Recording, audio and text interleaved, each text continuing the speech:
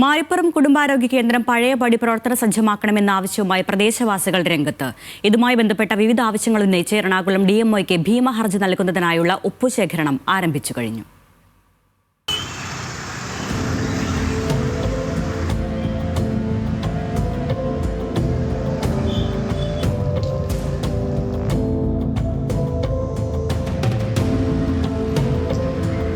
രോഗികളെ കിടത്തി ചികിത്സിച്ചിരുന്ന ആശുപത്രി ഇപ്പോൾ തെരുവ് നായ്ക്കളുടെ സ്ഥിരം താവളമായി മാറിയിരിക്കുകയാണ്.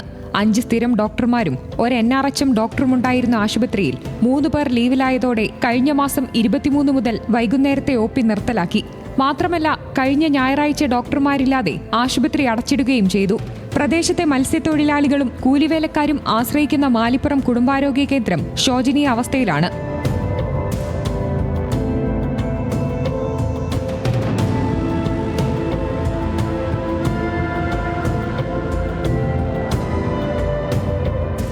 ഇവിടെ വരുന്ന രോഗികൾ അവർക്ക് പിന്നീട് മറ്റ് സ്വകാര്യ ആശുപത്രികളിലേക്കാണ് പോകേണ്ടത്. ഒരു പനി വന്നാൽ പോലും 3000 രൂപ എല്ലാ ടെസ്റ്റുകളും നടത്തി 3000 രൂപ മുതൽ 5000, 6000 രൂപ വരെ ചിലവ് വരും. അപ്പോൾ ഇവിടുത്തെ സാധാരണക്കാരായ കൂലിപ്പണിക്കാർക്ക്, മത്സ്യത്തൊഴിലാളികൾക്ക് എങ്ങനെ അത് സാധിക്കും? അപ്പോൾ സർക്കാർ അടിയന്തരമായിട്ട് നടപടിയെടുക്കണം. ഈ ആശുപത്രിയിൽ ആവശ്യമായിട്ടുള്ള ഡോക്ടർമാരെ നിയമിക്കണം.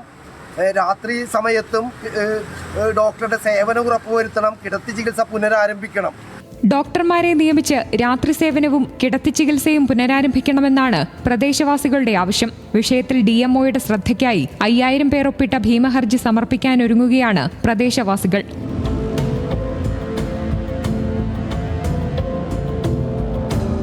ന്യൂസ് മലയാളം, കൊച്ചി.